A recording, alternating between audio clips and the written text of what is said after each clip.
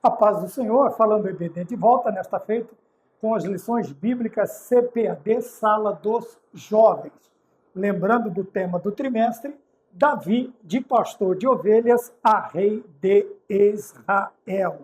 A lição de hoje, nós vamos comentar a lição de número 6. A lição de número 6 será ministrada nas nossas igrejas no dia 11 de maio de 2025 e traz por tema Davi, um casamento real, tá bem? O texto principal se encontra na carta que Paulo escreveu aos Romanos, no capítulo de número 12, versículo de número 16, que está escrito assim: sede unânimes entre vós, não ambicioneis coisas altas, mas acomodai-vos às humildes, não sejais sábios em vós mesmos. Bem, o resumo da lição: o casamento entre Mical e Davi nos permite um atento olhar sobre temas como a humildade de Davi e o valor do amor em um casamento.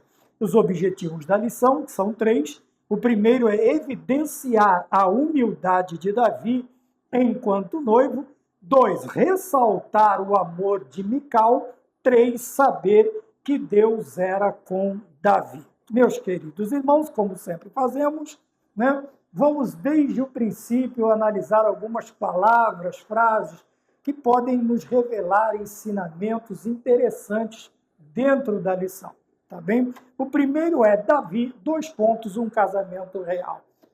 Podemos usar a palavra real de duas formas. Expressando realeza, o casamento de uma realeza, né? de um rei, de um príncipe, e um casamento real de verdadeiro. Nós vamos usar estes dois termos. O que é um casamento real, o casamento de Davi, e o que é um verdadeiro casamento, quando existe um verdadeiro casamento. Vamos destacar os pontos do casamento real, na questão de realeza, e algumas evidências que nos mostram que um casamento ele é verdadeiro. Não é aparência, não está se mostrando, não quer se revelar algo que não exista, mas somente a realidade, a autenticidade de um casamento. E aí nós não falamos só de reis, príncipes, nós falamos de toda a humanidade, tá bem? E eu separei, então, alguns pontos interessantes que nós podemos notar aqui. Deixa eu tirar isso aqui para eu não tropeçar. Comecei com uma pergunta, tá? Casamento é uma união de dois corpos? É só isto? Qual é a visão que nós temos de casamento? E nós vamos olhar para o casamento de Davi e Mical e nós vamos aprender também coisas que não podemos fazer, tá bem? Nós vamos diferenciar amor de paixão e nós vamos falar sobre o que devemos buscar nesta intimidade, olhando para a figura do casamento, olhando para o casamento e também pensando nesta figura entre a intimidade, o relacionamento entre Deus e o crente. Tá? Então, a nossa aula, a nossa análise, ela vai seguir estes objetivos, estes pontos. Tá bem? Então, primeira coisa, casamento é só uma união de corpos? O que deve me levar a pensar seriamente num casamento?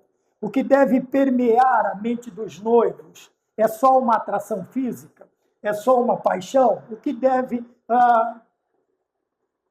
provocar este desejo de uma vida a dois em um, vamos dizer assim, uma vida de dois que agora será unida em uma só carne, não para um tempo determinado, mas como é dito e que não é respeitado nos dias de hoje, até que a morte os separe. Então, nós vemos também que o casamento ele não tem plano ou prazo de validade. Tá? O casamento ele é uma instituição, ela foi posta por Deus, nos ensinada por Deus, e ela não tem um prazo de validade. A validade do casamento é a morte nos separar. Tá bem? Quanto a isto, né, neste longo caminho, ou às vezes curto, às vezes a morte ceifa jovens também. Veja, como ele deve ser feito, como ele deve ser pensado. Ele será feito só de rosas? Ele será feito só de flores? Ele será feito só de bons momentos? Não. Então é neste momento que nós vamos pensar em outras coisas, né? Coisas altas, não ambicionar coisas grandes demais, mas se acomodar aos humildes, a aprender o valor de um casamento, não o valor na questão de que você gastou na festa, ou na festa das bodas de prata, ou na festa das bodas de ouro, mas que tipo de casamento, qual foi a qualidade deste casamento? Ambos estão felizes? Eu me surpreendi com uma pesquisa em que o rapaz ele faz perguntas sobre o casamento e ele chama uma mulher. E o interessante é que ele inverte a pergunta. Ele pergunta para ela se o marido está feliz. Olha que coisa interessante. Geralmente a pergunta, a preocupação é: a esposa está feliz? Mas ela foi surpreendida, e todos foram surpreendidos, com esta inversão. Ele está feliz? Nós não estamos aqui direcionando, mas veja, o valor, a qualidade de um casamento é onde ambos estão felizes, tá? Dentro das possibilidades, dentro daquilo que se pode fornecer, daquilo que se pode providenciar, daquilo que se pode prover. A felicidade tem que ser de ambos. Não adianta um só estar feliz no relacionamento porque o outro é o seu capacho, é o seu tapete, é o que quer que seja. Não, ambos, nenhum dos dois tem que ser capacho. Os dois são coadjuvantes ao mesmo tempo e são principais, atores principais. Tá bem? Então, esta alegria, o valor, qual é o valor de um casamento? Né? Vamos falar sobre relacionamento, o que faz parte de um relacionamento, o que pode conduzir, melhorar um condicionamento. Eu estava lendo um comentário agora no canal e agradeço a todos os comentários, mas eu notei uma coisa: nós precisamos tomar cuidado com o generalizar. Tá? Quando nós dissemos ninguém faz, ou todos estão errados, ou ninguém acertou, veja, isso é generalizar. Nós podemos chegar a uma conclusão que nem todos fazem, ou que a maioria não faz, mas ninguém fazer é muito, vamos dizer assim, direto, é muito direto. Ninguém fazer é muita coisa, é muita coisa. Então, vejam bem, o que nós podemos pensar? Então, vamos começar a pensar na lição a partir desse termo generalizar, tá? Porque dentro de toda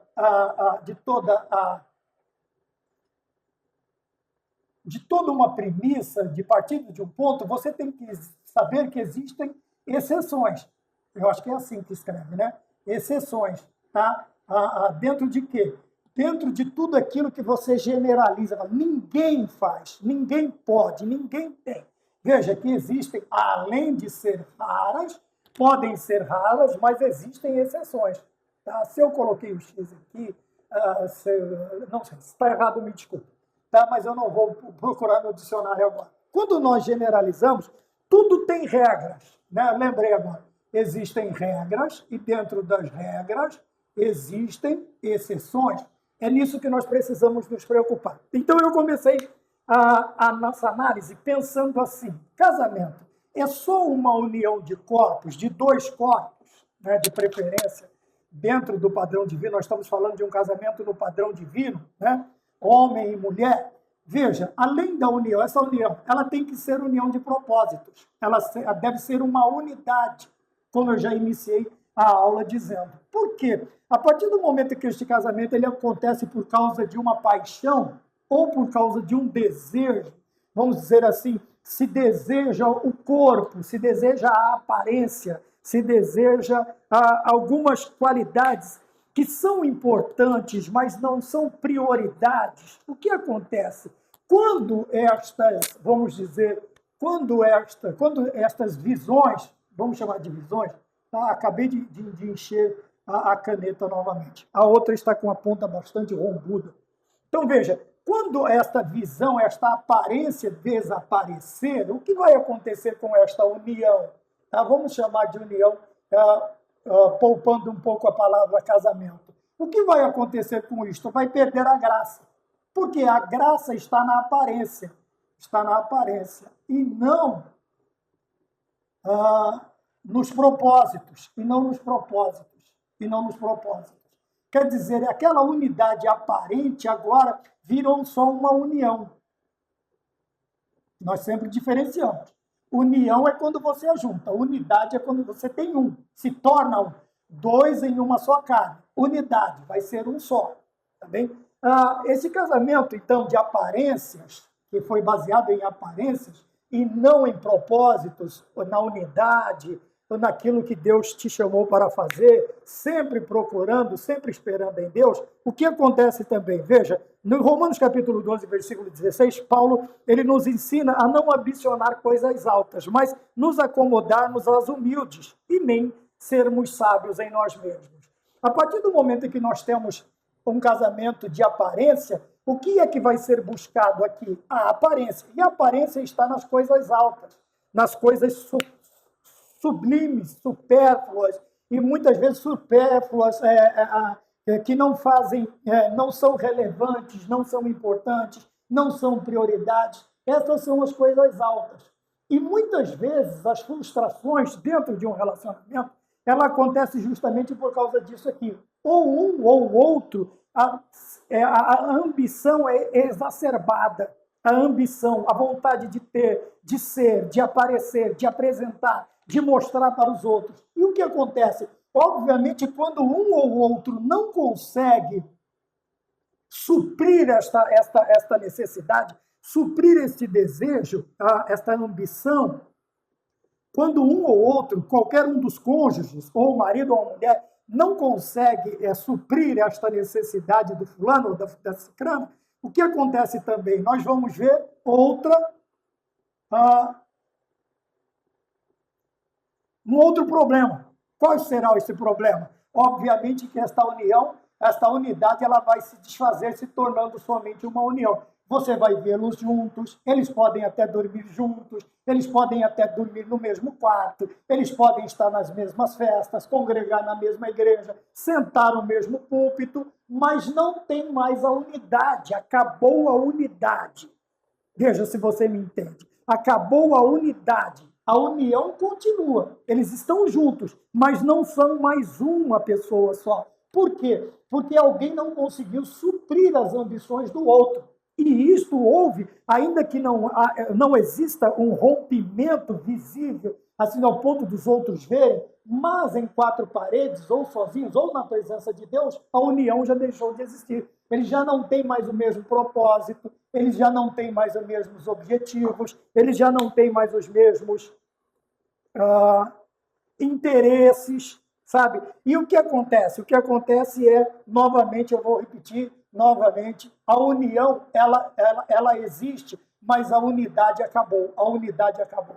Tá? Podem até dormir na mesma cama, mas não se aquecem mutuamente. Quer dizer, o que vai aquecer um ou outro é o cobertor. Então, vamos chamar o cobertor de um interesse que aquela aparente união continue.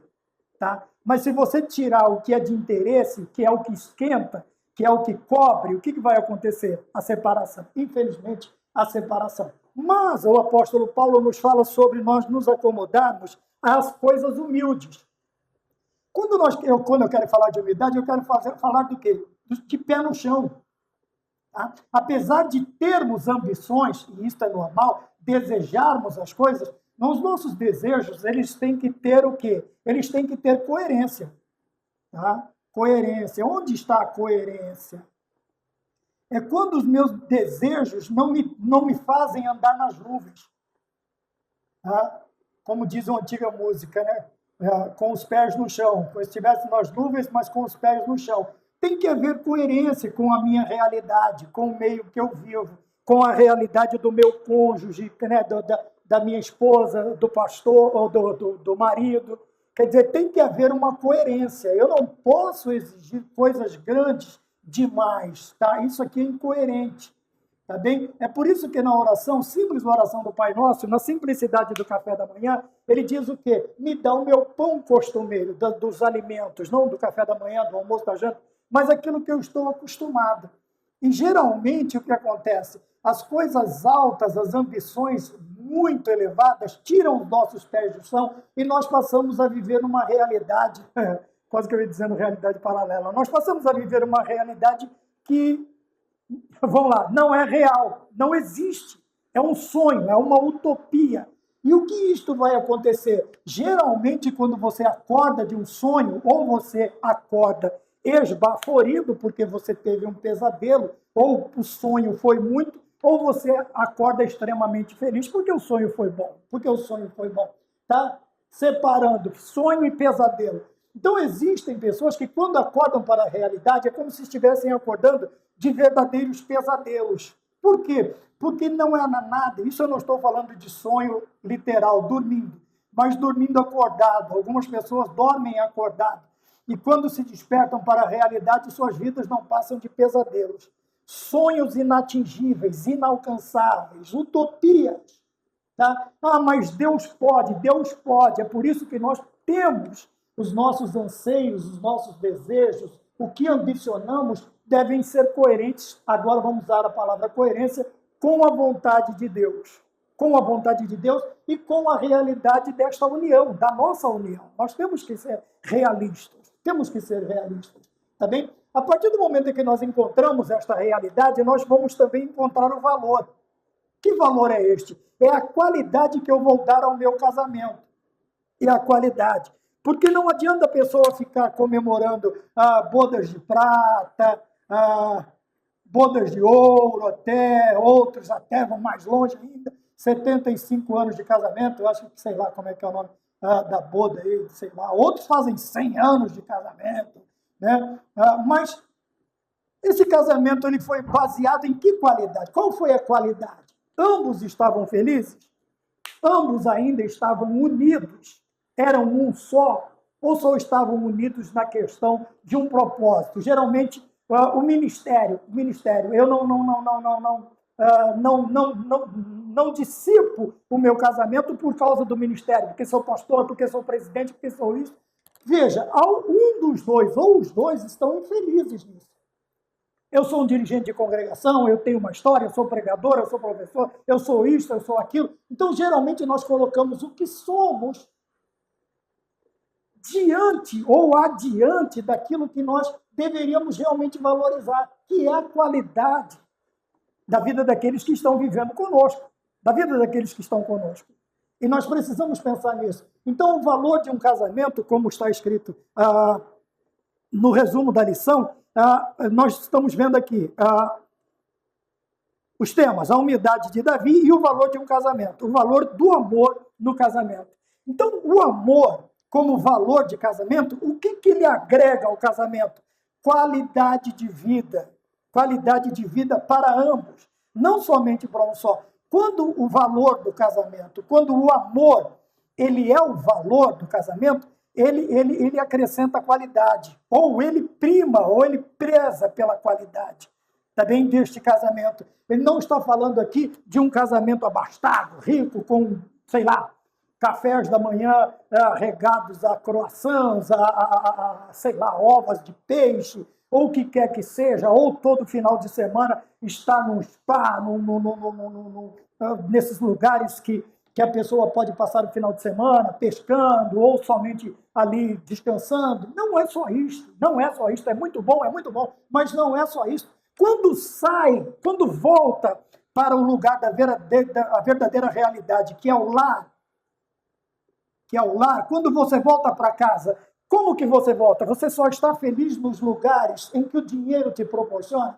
Vocês só são felizes, um casal feliz, estando num lugar que proporciona isso?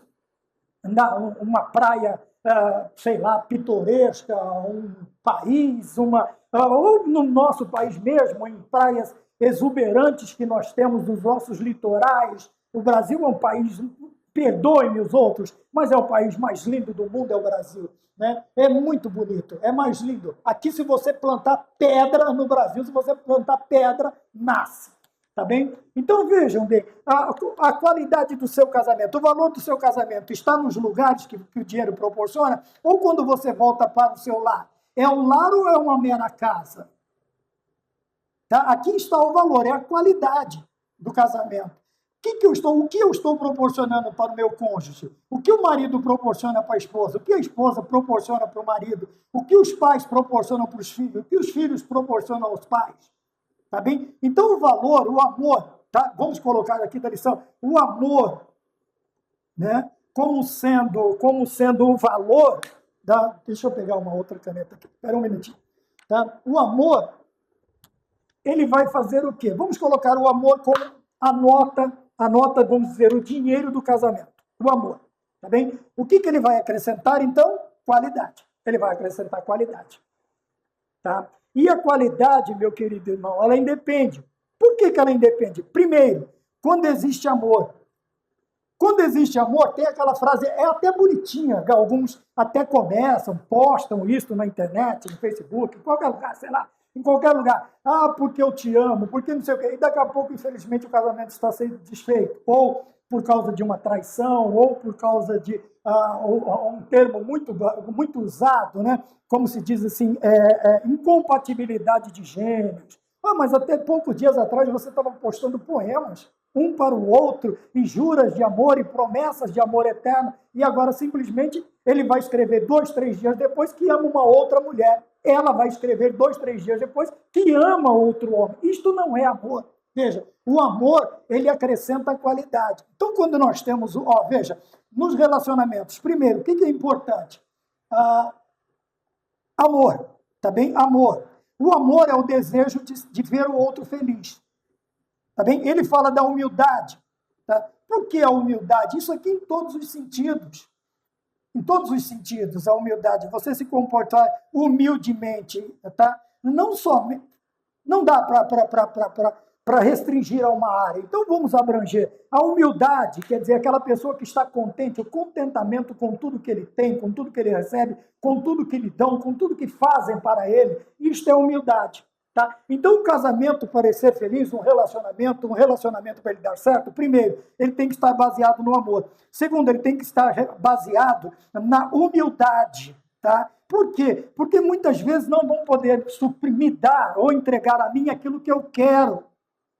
Mas pode ter certeza que na panela, veja que coisa interessante, mas lá no meu ranchinho para a mulher e para os filhinhos, tem franguinho na panela. Bonito. Agora, franguinho, segunda, terça, quarta, quinta, sexta, sábado, domingo, é glória a Deus, é aleluia. Por quê? Veja, não é o simples franguinho na panela, mas é com quem você partilha o franguinho na panela. A família, o casamento, a esposa, o marido. Veja, a alegria, nem que fosse pão e água, eu estaria feliz de estar do teu lado, porque Deus não poderia me dar uma pessoa melhor. Não haveria nos planos de Deus uma pessoa melhor para mim do que você. É por isso que Deus deu você a mim, para que eu cuide de você. Não para ser seu dono, mas para cuidar de você, para prover de você. Então, a humildade, eu lembrei agora, eu gosto muito dessa música, né? Do franguinho na panela. Sabe? E ele diz, a minha mulher é um doce. E diz que eu sou o doce dela. Tudo que faz é para mim e tudo que eu faço é para ela. Não temos nem lã nem linho, é no algodão e na flanela. É assim a nossa vida que vivemos na singela. Se eu morrer, e olha o ponto que ele diz, se eu morrer, Deus dá um jeito. Mas a vida é muito bela. Não vai faltar para os filhinhos, não vai faltar para a mulher e os filhinhos o franguinho na panela. Veja, Deus dá um jeito. Vamos aproveitar o gancho. Amor, humildade e a presença de Deus. Se eu morrer, Deus dá um jeito. O casal feliz é o casamento, ele é feito em 3. É o marido, é a esposa, são os cônjuges e Deus. Se o Senhor Deus for o ponto central, sabe, Deus não é um ponto excêntrico, não está fora. Ele não está fora do centro. Deus é o centro do casamento. O casamento do homem, da mulher e do homem é um casamento cristocêntrico. Cristo está no meio do seu casamento. O que é que vai acontecer? Veja, esse relacionamento, ele tende, já comecei falando de generalização, e não vou generalizar, mas a tendência da grande maioria é perdurar até aquele juramento que nós fizemos, até que a morte nos separe. Mas eu aprendi no decorrer da minha vida, uma feita conversando com a minha mãe, e eu perguntei para ela, mãe, a senhora ama o meu pai? Ela respondeu para mim, Maurício, eu amo muito seu pai. Ou eu respeito muito seu pai. Mas não era aquela resposta que eu queria. Talvez a minha pergunta, eu estava esperando uma resposta supérflua, genérica. E eu perguntei de novo, a senhora ama o meu pai? Ela disse, eu respeito muito o seu pai. Meu pai morreu no mês de março de 90, minha mãe morreu no mês de março de 92. 2 anos. Certinho. E os dois no dia 17 de março. Só que meu pai faleceu em 90 e minha mãe faleceu em 92. Agora, vejam bem, outra coisa que eu aprendi, conversando com a afinada minha mãe, é que o respeito. Por quê? O amor é um sentimento que ele oscila bastante. Tá? Uma hora a gente quer dar uma caixa de bombom, outra hora a gente quer tirar os assentos do bombom e vira outra coisa. Mas o que é que vai manter, sabe, este relacionamento? A humildade, a presença de Deus e o respeito. Esta linha que faz com que eu mantenha o respeito, que eu considere, que eu comece a ponderar, tá? Nos momentos nos picos, aqui vamos colocar de novo aqui, nos picos das coisas boas, eu estarei junto. E dos ruins, eu não culparei ninguém. Juntos enfrentaremos. Juntos. Por quê? Porque o respeito é que vai manter esta linha de não pular cercas, de não ultrapassar. Sabe, na hora ruim, todo mundo rói o osso. Na hora boa, eu simplesmente abandono todo mundo e vou viver uma vida que eu acho que eu mereço. Que eu acho que eu mereço. Então eu aprendi, talvez você possa pensar que não, mas eu aprendi com a afinada minha mãe que o respeito é aquela linha que mantém. Quando eu respeito a história, quando eu respeito a participação, quando eu respeito o empenho, quando eu respeito o esforço, quando eu respeito a consideração do meu cônjuge por mim, veja, vai fazer com que na oscilação deste sentimento, que é diferente da paixão, veja, o respeito vai manter o quê? A união. Vai manter a união. Então eu tenho amor, eu tenho a humildade, eu tenho a presença de Deus e eu respeito. Porque muitas vezes tem o amor e o amor esfriou. Vamos dizer que é aquele momento que o amor dá aquela esfriadinha. O sentimento de amor dá uma esfriadinha. A humildade, agora eu já não preciso mais ser tão humilde, que agora o meu carro é diferente. Tá? E a presença de Deus continua ali, mas eu não respeito nem Deus e nem o cônjuge. O que eu vou fazer? Eu vou trair o meu voto de ser fiel até a morte. Ou até que a morte nos separe. Então eu aprendi isso. Eu não sei se você acha interessante também. Eu achei interessante naquela conversa que eu tive sentado com a afinada minha mãe. Era sempre eu, ela e um bule de café na mesa, um bule com café, né? Um bule com café, porque o bule era de alumínio. E nós ficávamos conversando. Eu fazia algumas perguntas para ela. Talvez muitos não conheçam essas partes da minha história com ela. E eu também, às vezes, evito, porque ainda depois de mais de 30 anos, ainda é um assunto que me machuca. Então, vamos continuar, vamos sair. Vamos lá. Então, o respeito é esta linha que vai manter. Tá? Se esta linha for substituída por qualquer outra coisa, não vai haver. Nos momentos bons, nos momentos ruins, eu até preciso da pessoa. E quando eu não preciso mais, eu simplesmente descarto. Tá bem? Vamos para a parte de número 1 da nossa lição. Tá bem? Eu tenho aí, já passei por metade do tempo. Falamos na lição de número 1. Vamos para a lição de número 1.1. Tá bem? Na introdução da lição, diz aqui que o enlace, quer dizer, todas as vezes que nós participamos de casamentos, tá? Não somente olhando para o casamento de Davi e Mical, mas todos os casamentos, aquilo nos inspira. Quem não se emociona com um casamento?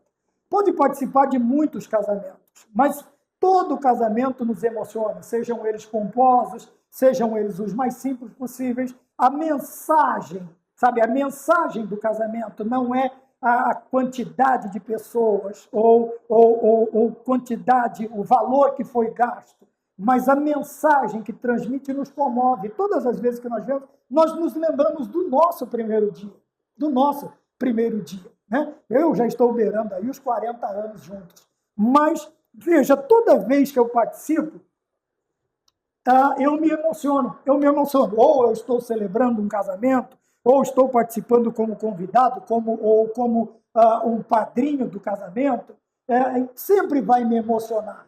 Porém, veja, toda lição ela tem dois lados. Ela vai te trazer o lado bom e te lembra também do lado ruim, e aonde nós precisamos nos preocupar. Veja, o casamento também, tanto de Davi, Mical e Davi, como os outros casamentos, nos trazem lições importantes alertas sobre o que não fazer. Sobre o que não fazer. O que não é casamento. O que não é uma união.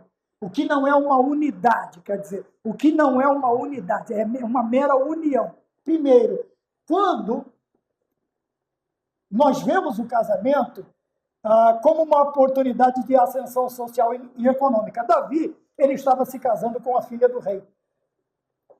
Tá bem? Mas a humildade de Davi não fez com que ele pensasse em ascensão, em subida social, em escala, como que eles falam? Em escalar socialmente, tá? E economicamente. Não. O que unia os dois era o amor. Mas é destacado, principalmente, o amor de Mical. Veja, está lá de novo. O amor de Mical por Davi. Ela realmente amava Davi.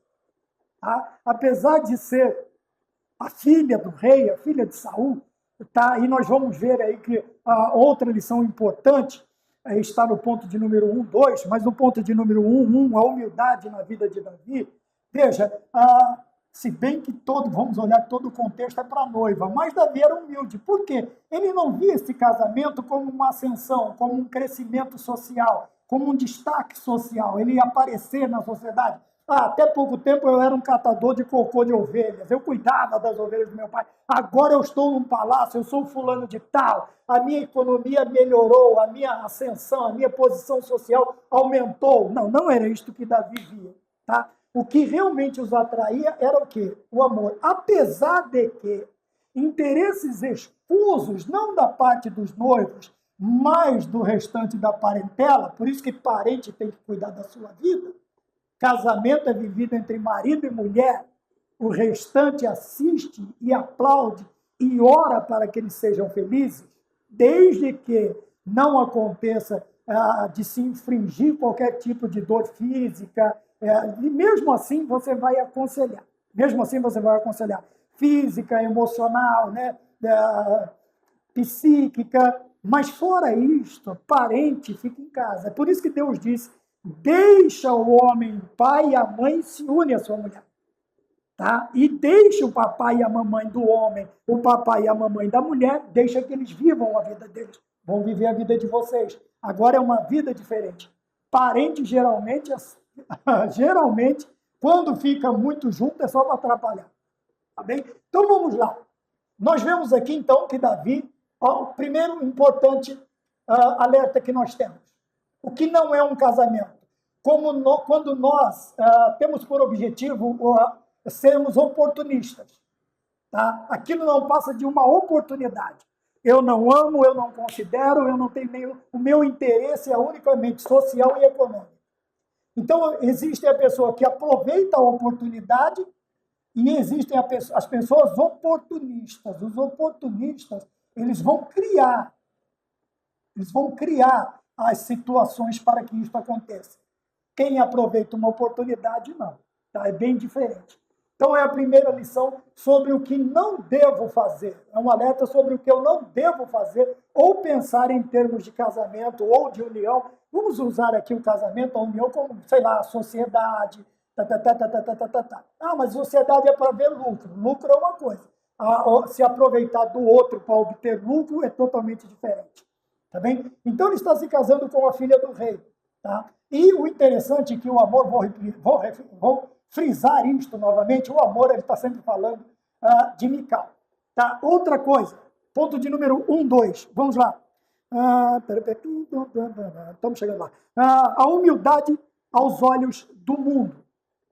Obviamente que quando você coloca diante das pessoas algumas qualidades que ela chama de inerentes ao cristão, a lição, eles vão fazer o quê? Eles vão zombar de você.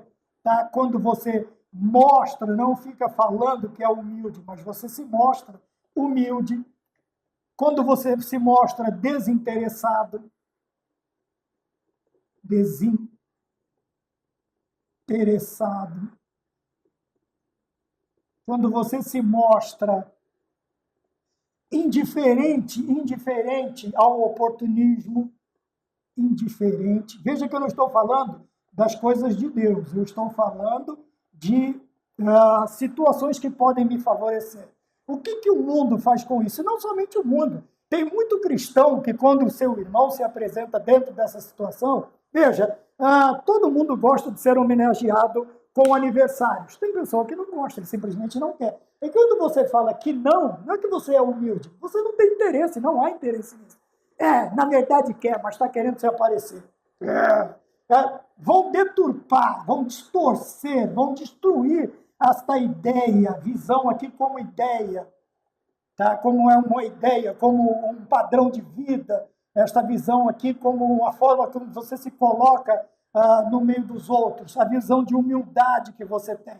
Tá? Não é só ser humilde, é você estar desinteressado. Veja, coisas altas não ambicionam. É você estar indiferente àquilo que o ordinário, que o ser humano ordinário, não ordinário na ofensa, mas o comum, ele está interessado, chama a atenção. Os holofotes chamam a atenção. Então, o que acontece? A humildade aos olhos do mundo, ela é o quê? É motivo de zombaria, de chacota, de deturpação. Este pensamento, esta ideia, esta visão de humildade para o mundo, esta humilde, desinteresse, indiferente, passa a ser momentos de zombaria. E isso não só para o mundo, tá? Isto muita gente sofre dentro da igreja. Porque ele não tem interesse nessas coisas, para ele são supérfluas. São supérfluas. Então não lhe interessa. Não lhe interessa. Então, o que nós não devemos, qual outro importante alerta sobre o que não fazer? É levar em consideração aquilo que o mundo pensa sobre nós. Tá? Continuamos nos apegando às coisas humildes. Ainda que o mundo deturpe esta visão ou zombe de nós devemos nos manter incólumes, nós devemos nos manter fiéis àquilo que nós acreditamos. Tá? Nós precisamos nos manter, nós temos que ser fiéis a Deus e temos que ser fiéis aos nossos princípios. Nós vamos ver aqui, onde que está?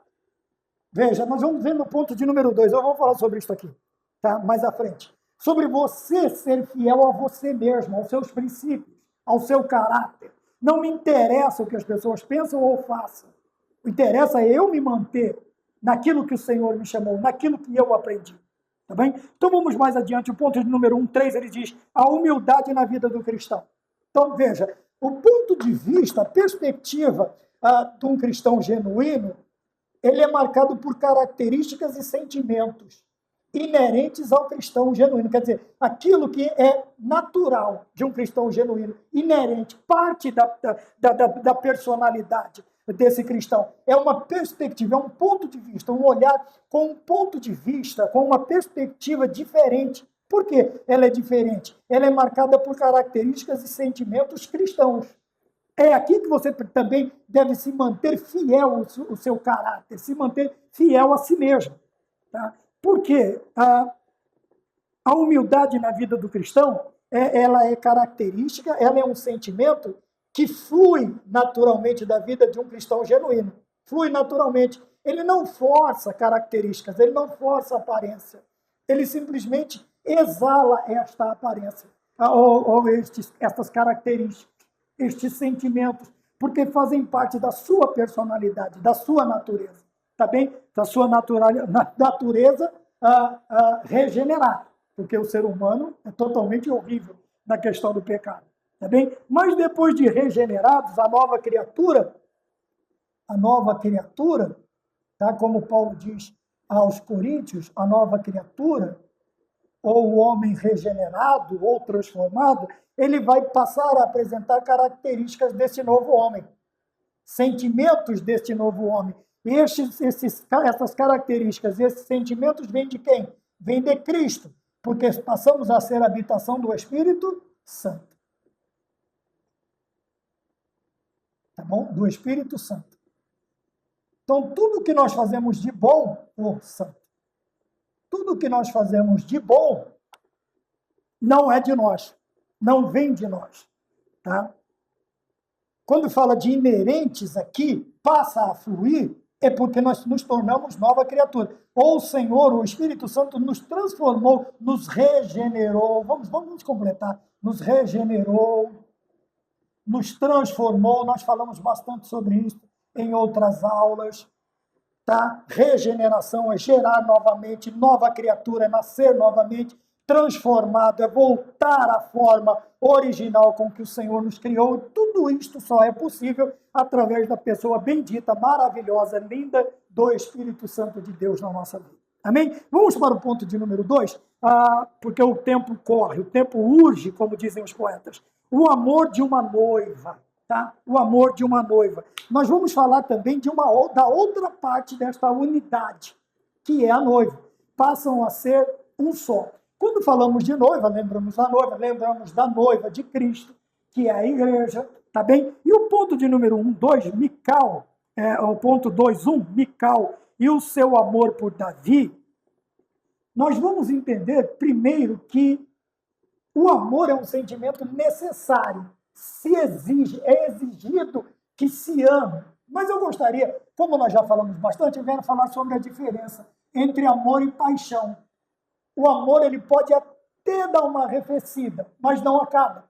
Sabe aquele arrependimento que bate no fulano, na fulana, depois de ter pedido o respeito e pulado determinadas coisas? Aí vai pedir perdão. Por quê? O amor voltou, ele aflorou novamente. Esse sentimento, ele ressurge, vamos chamá-lo de fênix? Uma coisa assim para ficar mais ou menos. Tá bom? Ele vai ressurgir. Sabe, o casamento parecia estar em cinzas, né? Mas o que aconteceu? Ele simplesmente ressurgiu. Ele simplesmente ressurgiu. E é esse momento que, se você não manteve o respeito e você transgrediu o mandamento do casamento, vem o arrependimento. E aí, meu amigo, para vir o perdão, geralmente isto aqui acontece que eu estou falando, quando ao invés de amor existe paixão. Paixão é aquela coisa louca que faz a pessoa cometer atos impensados, sabe? Coisas mirabolantes, vai virar pirueta, vai não sei o quê, vai não sei o que lá, mas isso aqui acaba. A paixão, ela acaba. O amor esfria, mas não acaba. Tá bem? O amor, ele pode até dar uma arrefecida. Eu coloquei aqui, sabe, os pontos altos, bombons, flores e palavras bonitinhas, mas vai ter um momento que está aqui, né? 0 a 0, né? Um vira de um lado, outro vira do outro, e fica tudo por isto mesmo. Mas o respeito mantém. 2, 3 dias depois, aquele chamego de novo, né? Aquele chamego, aquele cheiro, aquele... Entendeu? Está me entendendo, né? É mais ou menos parecido com isso. Então, nós vemos aqui que o amor, não a paixão, mas o amor é um sentimento necessário em um casamento. Tá? Por que o amor é necessário? Veja, amor, humildade, a presença de Deus e o respeito. Por quê? Porque o casamento desses dois foi marcado por estratégias maléficas, ruins, do pai da noiva, que era Saul. Veja que ele foi marcado, mas eu coloquei aqui, mas não foi manchado. O sentimento continuou o mesmo. Apesar de Saul ter estratégias para eliminar Davi, através do casamento, tanto com uma filha quanto com a outra filha, o sentimento, o amor não foi maculado, ele não foi manchado. Assim como a amizade com Jonatas. Vamos lembrar, tá? Vamos lembrar. Assim como a mensagem com Jonatas, os 2 filhos são fiéis, os 2 filhos amam o pai, mas não permite que o amor que eles sintam por Davi seja maculado, seja manchado. Tá? Então, quando tem paixão, tem mácula, mas se tem amor, não tem mancha. Apesar das muitas estratégias, das muitas águas, como diz o escritor, apesar das muitas águas, elas não podem afogar o amor. Aleluia! Aleluia! Não pode afogar o amor. Por quê? Também, por quê? Vamos sempre nos porquês. Não foi manchado o amor, apesar de tudo não foi manchado. Por quê? Porque além de amor existiu o quê? Fidelidade e compromisso um com o outro. Isso nos 2 relacionamentos. Mas nós estamos falando de Mical agora, nós estamos falando de Mical. Deixa o Jonatas um pouquinho mais para lá, tá bem? Estamos falando de Mical. Sabe, o ser fiel, aqui, a pessoa, como ela consegue se manter fiel, quando ela é fiel a si mesma, quando ela é fiel a Deus, quando ela é fiel a Deus, tá bom? Então a fidelidade tem que caminhar junto. Nós colocamos aqui, olha, amor, humildade, presença de Deus. Agora vamos colocar fidelidade, comprometimento. O que é estar comprometido com alguém? É quando tudo que você faz, tudo que você busca, está relacionado a um acordo que você fez, tá bem? A uma palavra que você deu, a uma promessa que você fez. Então eu tenho compromisso. Eu me lembro até hoje, eu estava namorando com a minha esposa, e uns dias antes do meu sogro falecer, ele perguntou se eu gostava, se eu amava a minha esposa. Eu disse a ele sim. Ele falou, você nunca vai fazer ela sofrer? Eu falei, difícil, porque eu também não posso dar tudo que ela quer. Se for sofrimento físico, talvez não, ou não. Mas, e ele disse assim, aí a pergunta crucial, você nunca vai abandonar a minha filha? E eu disse, não. Então eu tenho uma promessa com Deus, eu tenho uma promessa com a minha esposa e tenho uma promessa com o meu saudoso sogro. Isto é um comprometimento. E muitas vezes, sou sincero em falar de vocês, muitas vezes esse compromisso com o meu sogro, que ainda eu estava namorando a filha dele ainda, esse compromisso, ele retumba nos meus ouvidos. Quando eu disse para ele, não vou deixar a sua filha, não vou abandonar a sua filha. Então veja que o respeito, vamos ligar o respeito agora aos acordos, à fidelidade, tá? As promessas que nós fazemos. Ainda que existam marcas que o mundo tente influenciar os nossos relacionamentos, ele pode até fazer marca, mas manchar nunca. A marca você tira. Você vê essas marcas aqui sobre a lousa. Daqui a pouco eu vou passar um pano úmido ou um pano seco e essas marcas aqui sairão todas. Ela vai voltar a ser branca. Aleluia! Ela vai voltar a ser branca, quer dizer, ela vai ser pura novamente, santa. Ela vai voltar à sua forma original. E assim somos nós. Assim somos nós. Quando os nossos relacionamentos estão baseados nestas características que nós estamos colocando aqui, ou que a própria lição nos ensina. Veja, não precisa sair da lição, não precisa sair. Quem sai, meus parabéns, consegue, maravilha. Mas é tão gostoso a gente conseguir pegar aquele prato que já está gostoso e deixar ele mais gostoso ainda, sabe?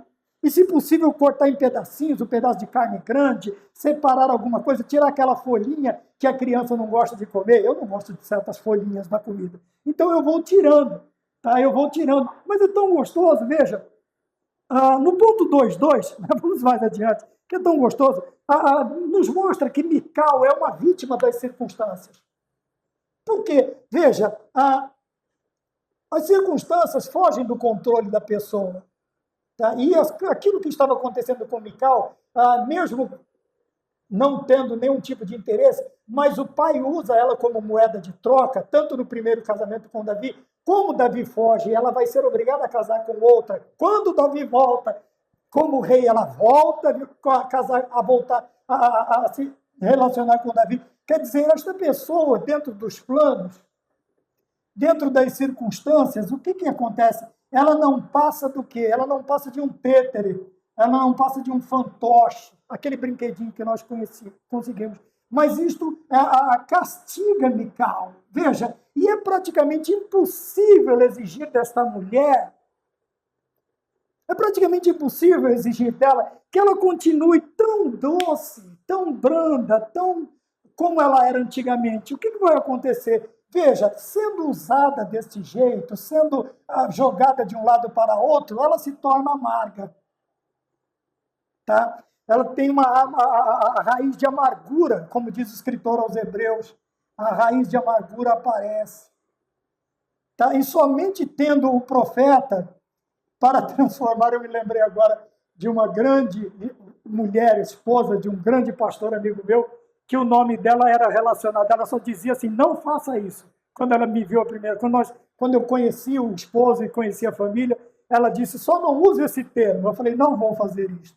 Tá bem? Mas veja, se não tiver um profeta para tirar a morte da panela, para tornar as águas amargas em água doce, se não tiver um homem de Deus, ou vamos dizer, se Deus não estiver relacionado a este casamento, se o Senhor Jesus Cristo não for parte importante, aquela amargura. E nós não podemos cobrar isso. Então, consequentemente, com as circunstâncias que fugiram do controle de Mical, ela se torna, então, uma pessoa amarga. E quem não se tornaria? Quem não se tornaria? Tá? Até o ponto do Senhor Jesus Cristo entrar e transformar as águas amargas em águas doces. Quer dizer, isto é o sinal de que meu tempo já foi. Mas vamos terminando, tá bem? 2, 3, a questão para solucionar tudo isso aqui está no ponto, a humildade na vida do cristão. Tá? E é nos colocado um ponto interessante para resolver tudo isso aqui, que é o diálogo. Diálogo é a conversa entre uma, duas. Uma pessoa não dá porque não é diálogo, é monólogo. Se uma pessoa só fala, é um monólogo. Tá bom? É o que está acontecendo em muitos casamentos. Monólogo. Só um fala, né? Só um tem razão, só um manda, só um coordena, só um. Mas o diálogo de dois, né? Entre duas pessoas, ou pode ser uma conversação, uma palestra, tem sido apresentado como um ponto de entendimento para estas dificuldades. Mas eu pus um ponto de interrogação. O diálogo tem sido uma constante busca por entendimento? Ponto de interrogação. Por quê? A maioria dos diálogos e os entendimentos, eles só chegam a um acordo, desde que você se submeta à vontade de um. Tem que prevalecer o desejo daquela pessoa que propôs um de dois, né, diálogo, mas passa a ser um monólogo. Vai funcionar desde o momento em que você se curve à vontade do outro. Isto não é um diálogo, isto é uma imposição. E é o que nós estamos vendo muito nos dias de hoje. O diálogo, a conversação, um fala, tem a fala, tem a réplica, tem a tréplica, cada um vai expor dentro, logicamente, de um pensamento humano, né? Não de reações, mas de ações, tá bom? Porque os homens pensam dentro de pensamentos, você vai expor pensamentos. Tá bem? Então eu quero falar sobre o diálogo. É diálogo o que nós estamos propondo, ou nós estamos propondo o seguinte: eu falo, você tem que aceitar o que eu quero, senão não tem acordo. Porque, veja, vamos olhar aqui mesmo. Quem sempre está voltando atrás? É Mical ou Davi? Quem sempre está se colocando debaixo da vontade de Saul, debaixo da vontade... Não estou criticando, calma, estamos filosofando, estamos pensando. Quem é o Tétere? Quem é o fantoche na história? E nós vamos ver mais à frente o que nós não devemos fazer, um momento muito... Essa mulher está amarga. Essa mulher está magoada, ela está machucada. E ela vai participar na terceira vez que ela volta, na segunda vez que ela volta para o seu marido, Davi. Veja, ela foi casada com Davi, Davi teve que fugir de Saul, ela foi casada com outro homem, se não me engano, Laís, o nome dele, tá bem? E depois, quando Davi assume como rei, ela volta para Davi. Tá? Vamos pesar, vamos ponderar os dois lados. Vamos dizer que agora nós somos do time feminino, não feminista. Feminino Futebol Clube. Ora, exigir que essa mulher volte batendo palma, sorrisinho, fazendo pavê não para comer, fazendo pudim de leite condensado, é pedir um pouco demais. Porque a raiz de amargura ela precisa ser tratada por Cristo. O pai está morto, então o irmão está morto, o pai está morto, mas o marido está vivo. Quem deveria ajudá-la a extirpar esta raiz de amargura? O marido. Mas, contudo, porém, entretanto, vamos mais adiante para nós vermos o ponto de número 3. Tá bem? E nós vamos ver que essa mulher ela está totalmente comprometida, né? Totalmente comprometida com o seu marido, com o seu casamento, com Davi. Ela está totalmente... Ela se interpõe, assim como Jonathan, ela vai postergando os planos, ela vai criando meios para que os planos do pai dela vão sendo deixados de lado ou indo para mais longe. Para quê? Para que Davi possa fugir. Tá bem? Então não dá para cobrar, porque você vê uma mulher que ama, uma mulher comprometida com seu marido, com o seu casamento, com o seu marido, comprometida com o seu caráter, com os seus sentimentos, tá? A tal ponto de ir, voltar e estar ali. Lógico, o sentimento apareceu, mas esse sentimento ele pode ser tirado. Como? No ponto de número 3, nós temos o tópico para encerrar assim: Deus era com Davi. Tá bom. Outra coisa importante: vitórias são motivos de alegria ou de tristeza? Veja que as vitórias de Davi foram acumulando perseguições. Já falei isso em outra aula. Por causa de Saul, a amargura de Saul. Veja, o coração amargurado, o espírito belicoso de Saul começa a se levantar a partir da primeira vitória contra Golias. E daí para frente, isto só vai aumentando. Isso fala do líder que, ao invés de incentivar os seus liderados, ele simplesmente dá um jeito de desaparecer com eles. Por quê?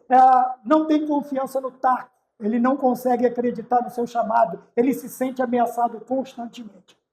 Tá? Falando em contexto constantemente, 3:2, nós temos aqui, quando Deus é conosco, devemos constantemente almejar tal relação, quer dizer, intimidade com Deus, e vivemos conforme a sua vontade. Muitas vezes nós queremos ter um relacionamento com Deus, nós queremos ter intimidade com Deus, mas não queremos observar a sua vontade. Este é um ponto crucial. Todo o meu relacionamento com Deus, tudo que eu for fazer, tudo que eu for falar, tudo que eu ver, tem que estar relacionado à vontade de Deus. Seja feita a tua vontade e não a nossa. Então nós devemos buscar constantemente, nós devemos almejar esta intimidade com Deus? Sim, mas para tudo isso nós devemos viver conforme, tomar a forma, estar em conformidade. A minha vontade tem que ser coerente com a vontade de Deus. Com a vontade de Deus. Senão, não há questão de Deus comigo. Tá bem? Não há essa coisa. Se eu não estiver dentro da vontade de Deus, eu não posso dizer que estou com Deus e que Deus está comigo. Não existe esta relação. E isso é bíblico. Como é que eu amo Deus e não amo meu irmão? É a mesma lógica. Tá bem? Como é que eu tenho Deus? Como é que Deus tem a mim? Se a minha vontade é o que prevalece. Ora, e a partir do momento que eu pertenço a alguém e alguém está comigo, o meu prazer, a minha satisfação, será o quê? Fazer a sua vontade. Fora isso, não existe relacionamento, né? Não existe satisfação nos relacionamentos. Serão obrigações, não relacionamento, satisfação. Tá? Quando eu tenho prazer em fazer, é uma alegria. Quando eu faço porque eu tenho que fazer, é uma obrigação. E nem sempre nós encontramos satisfação quando somos obrigados a fazer alguma coisa. E quando fazemos obrigado, fazemos de qualquer maneira também. Ponto de número 3, quando Deus é os nossos desafios. Tá? Mesmo em meio às vitórias, Deus estando conosco, nós temos desafios, tanto pessoais quanto sociais. Quer dizer, aquilo que vem a mim, que aflige o meu espírito pessoal, e quando eu estou no meio da sociedade, o que eu devo e o que eu não devo fazer. Só que hoje eu sou praticamente obrigado, pelas ideologias, a fazer. Ideologias. A fazer. Tá? Isto não só, mas também na política. E tudo isto que está por lá de fora, tirando essa daqui, o social e o sociopolítico, quer dizer, o meu envolvimento com esta... Veja, a política em si é boa. Políticos já não são tão bons. Nem todos. Tá? Não podemos generalizar. Mas a política é o que? A arte de administrar uma polis, ou uma cidade, ou uma metrópole. Tá? A política ela vem para ajudar a administrar a cidade, não para encher os bolsos. Desculpa. E tudo isto aqui, toda esta pressão, o que ela vai acontecer? Ela vai influenciar no meio da nossa família. Tá bem? Vamos deixar isso aqui frisado, família, porque tudo este ataque, veja, a sexualidade, falei das ideologias, elas vão atingir, e quem elas querem atingir? As nossas famílias, as nossas comunidades. E nós precisamos nos manter fiéis ao Senhor. Lembra quando eu falei de nos mantermos fiéis a nós mesmos, às nossas características, o nosso caráter, a nossa personalidade, o nosso cristianismo, a nossa vida cristã? Por que nós precisamos nos manter?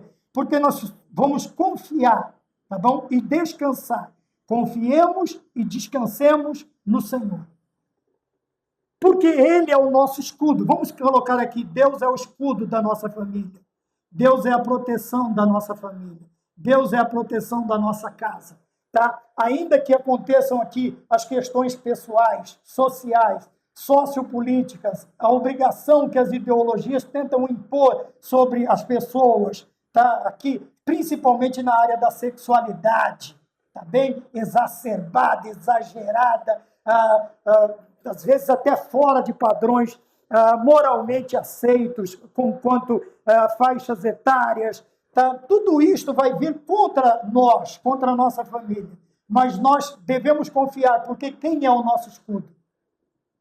O Senhor Deus, Criador dos céus e da terra. Ele está conosco. Ele está no meio dela. Ele está no meio dela. Não será abalada. Deus a ajudará ao romper da manhã. Fique tranquilo. A sua família está guardada pelo Senhor nosso Deus. Você está guardado. Então, falamos sobre a lição Davi, um casamento real. Tá bem? E vimos aqui o que é um casamento e o que não é um casamento. Tá bem? Que Deus nos abençoe, que eu possa ter cooperado com alguma coisa. Vamos ficar todos com a paz do Senhor e até a próxima aula, se o Senhor nos permitir. Amém.